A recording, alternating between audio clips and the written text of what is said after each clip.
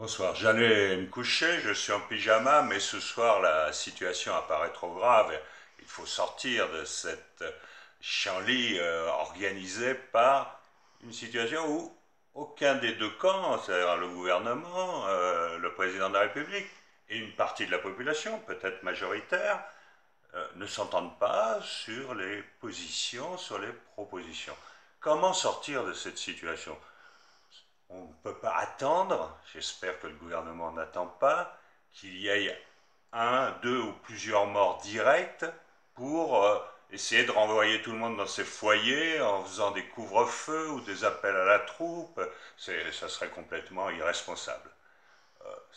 Les gilets jaunes, la population, va pas dire allez, on arrête, très bien, nous sommes. Mais non, on est déterminé, je suis moi-même déterminé, pour que des questions essentielles puissent trouver une solution. Et la solution en démocratie, c'est de les soumettre au vote, tout simplement.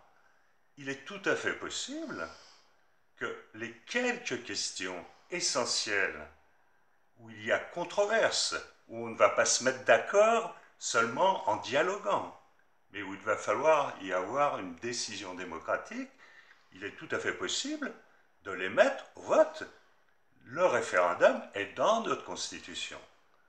Donc, les quelques mois qui viennent, au lieu d'organiser un grand débat qui est vu par la population comme voulant noyer le poisson et faire monter de nouvelles questions diverses, ou pour plébisciter les propositions du président de la République, ne peuvent pas être la solution, c'est impossible. Utilisons ces quelques mois pour traiter à fond de 5 ou 6 questions très claires, elles sont posées. Résumons-les. Le SMIC. Est-ce que on doit augmenter le SMIC, puisqu'il faut que le travail paie?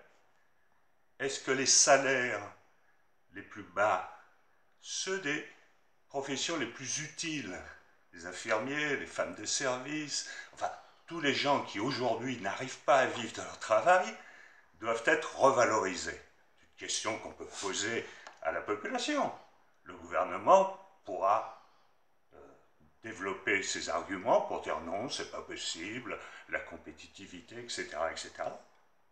Et la population, et toutes les forces qui pensent qu'il faut hisser le niveau de vie des populations les plus défavorisées aujourd'hui et pourtant les plus utiles, argumenteront. C'est pareil en ce qui concerne les revenus de remplacement. La retraite, tous les revenus de remplacement doivent-ils être indexés sur l'évolution du coût de la vie? Là encore, on peut dire non, on peut argumenter pourquoi, mais on peut aussi argumenter pour dire oui, il faut le faire. Donc une confrontation, une controverse tout à fait organisée. Sur les financements, là encore, les questions sont claires. La fiscalité, est-ce qu'on doit supprimer l'ISF ou pas? Bon, le gouvernement peut argumenter, peut donner des chiffres, montrer que c'est ce qui fait revenir les investissements, etc. La population et les forces les plus intéressées peuvent argumenter, elles aussi, sur l'inanité de cette mesure. C'est vrai pour le CICE, dont une partie pourrait être allouée à la transition écologique. Donc, il y a là, encore une fois, une controverse. On ne va pas la régler dans les mairies. C'est une question nationale. Les arguments peuvent être développés par les uns et par les autres. Donc les financements peuvent trouver une solution, la question des financements peut trouver une solution démocratique. C'est vrai aussi pour la démocratie elle-même. Est-ce que le référendum d'initiative citoyenne est une bonne solution? Là encore, on peut dire non, on peut donner tous les arguments du monde, et ceux qui le défendent peuvent aussi donner leurs arguments. Et ensuite, on peut trancher, tout simplement, par le vote. C'est vrai pour la suppression ou non du Sénat. Bon. Est-ce que le Sénat est encore utile? Est-ce qu'il joue un rôle pour notre démocratie? C'est vrai pour la question du vote blanc. C'est-à-dire, est-ce que les votes blancs doivent être comptabilisés? C'est vrai pour toute question de ce type, mais là, on peut saisir trois grandes questions: le référendum d'initiative citoyenne, la suppression au nom du Sénat, le vote blanc et la proportionnelle. Donc, il est tout à fait possible de trouver une issue simple, réelle, démocratique. On peut faire un référendum en juin, par exemple, pour ne pas enjamber le vote sur les européennes. C'est un vote important.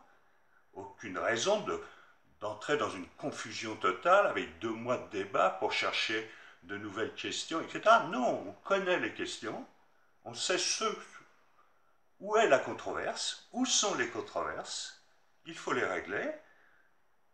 Ce n'est pas à l'échelon des mairies qu'on réglera ces grandes questions nationales. Les maires n'ont qu'à faire leur boulot, dans le fond, eux aussi. C'est-à-dire organiser la démocratie locale, arrêter de prendre les décisions tout seuls, eux aussi. Associer réellement les populations sur toutes les questions locales. On n'a pas besoin de faire des débats nouveaux pour savoir s'il faudrait discuter des questions locales avec les maires. Il faut le faire tout simplement. Mais les grandes questions nationales, on peut les traiter au niveau national, très simplement, par le vote démocratique.